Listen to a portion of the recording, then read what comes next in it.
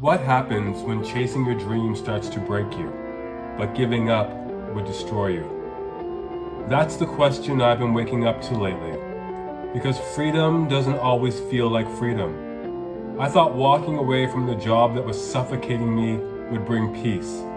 Instead, it's brought uncertainty, long nights, tight finances, and a silence so heavy that some days it feels like a weight pressing down on my chest. You've probably been there too, staring at the ceiling at 2 a.m, wondering if you made the right call. Maybe you walked away from something that looked stable but was slowly crushing you. The long hours, the endless commute, the feeling that no one saw what you gave. You told yourself that staying would break you, so you stepped out into the unknown, hoping freedom would finally feel like peace. But now you're here, building something of your own, and some mornings it feels like you've just traded one kind of struggle for another. The pressure hasn't disappeared, it's just changed shape. You watch your savings shrink, you question every move, and somewhere between exhaustion and faith, you ask yourself the same thing I've asked 100 times.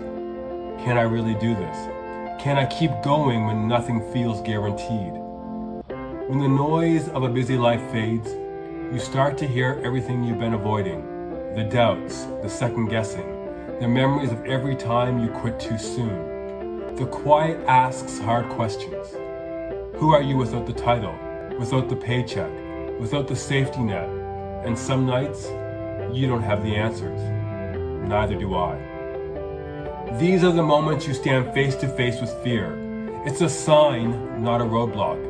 Because our fears, as Ryan Holiday explains in Courage is Calling, points us like a self-indicting arrow in the direction of the right thing to do. Think about those times fear shows up, when you're about to post something vulnerable, when you stare at a blank canvas, when you question if you're enough. This is fear pointing you towards the thing that matters most, the thing you're meant to do next. Fear has become a compass. It doesn't go away. It keeps you facing forward. You're supposed to do what's necessary to survive, to bring your dreams to life. I want to believe that, but I've struggled to create while holding down work that didn't mean anything to me. Every day repeated itself. Too exhausted to write, too drained to do anything. And that exhaustion turned into guilt, and that had a new track playing in my head. I was lazy. I wasn't disciplined enough. I was already failing at the thing I loved most. That cycle of shame became familiar and toxic. Every time I tried to play it safe, every time I told myself, it's fine for now, I felt myself slipping further away from the person I wanted to be. That's how doing what feels safe quietly kills you. It erodes your belief in what's possible until you can't imagine anything beyond the paycheck. Maybe you've done that before too, lived that story. But this time, you know it's time to write a different one. Because going back to any version of what you left will cost you more than you're willing to pay again. I know. The idea of going back to what was has me feeling the stress in my body. It's why lately, I'm not sleeping much. I'm eating for comfort, chasing sugar highs that crash just as quickly. It doesn't matter that I know I need to take better care of myself, cut back on caffeine, eat earlier, move my body more. But some days I'm just too tired to think clearly, too tired to start over. Still, I know I have to focus on what I can control. That's where the power is, in the small, ordinary things, what I eat, what I watch, what I allow to take up space in my head. To move in that discomfort, I'm creating again, making videos, showing up on camera even when I feel exposed. I don't have a fancy setup, just a corner of a room and a story to tell. I'm learning not to obsess over the numbers, views, likes, subscribers, because none of that brings peace. I'm trying to build something honest, something real, something that reaches people who are trying to make sense of their own chaos, the way I'm trying to make sense of mine.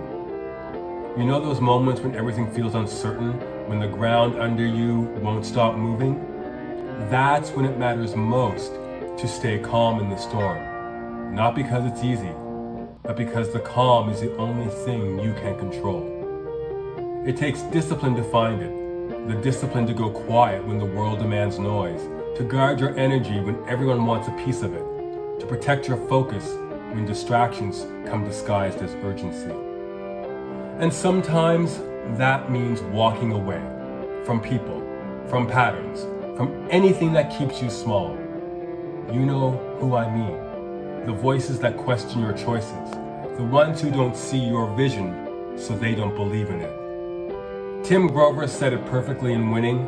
When you stop putting a high value on other people's opinions of you, you give yourself permission to stop caring about the little issues and problems and distractions that fascinate everyone else. That's what freedom sounds like. Quiet, steady, unbothered. It's the space where you finally start hearing your own voice again.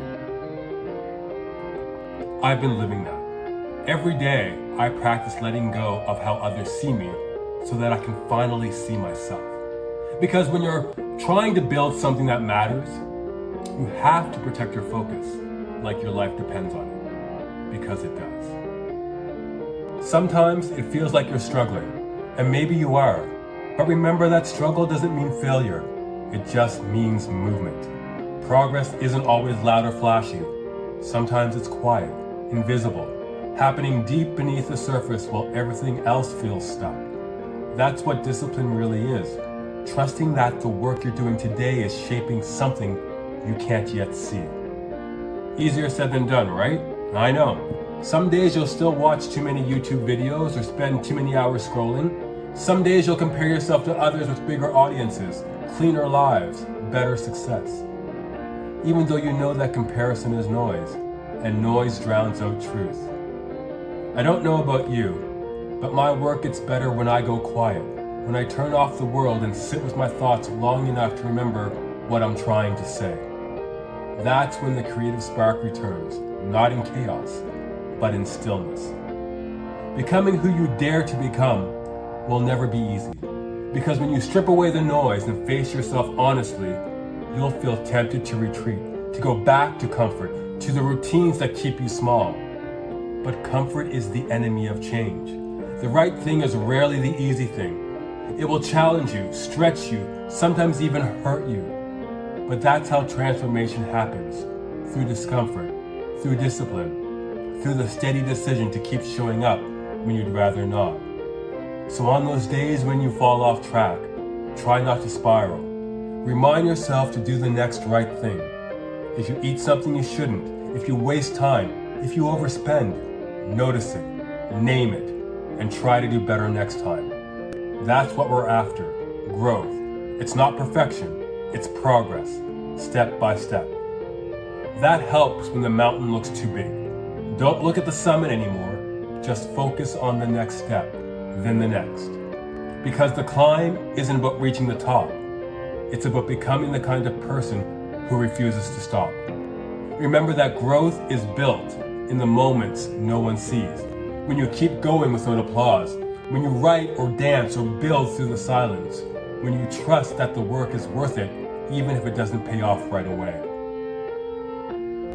This is the moment that you stop saying, change is hard, and start saying, I know what to do, and I'm going to do it. Because change will test your patience and your belief in yourself.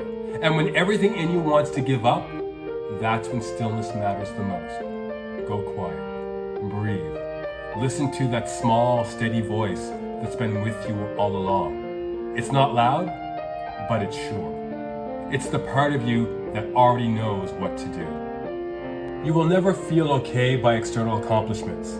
Enough comes from the inside. It comes from stepping off the train, from seeing what you already have, what you've always had. That's what Ryan Holiday reminds us in Stillness is the Key. You get it if, like me, you spent so much of your life chasing enough, the next job, the next release, the next milestone. But enough doesn't live out there. It lives in how we show up right now, in how I write the words no one may ever read, in how you film a video that only a handful of people might see, in how we learn to breathe through uncertainty and keep going anyway. Yes, that still small voice has carried you through everything, through doubt, through fear, through the days when you thought you were finished. It reminds you that resilience isn't a choice you make once. It's a choice you make every morning when you get up and decide to try again. Maybe that's what courage really is.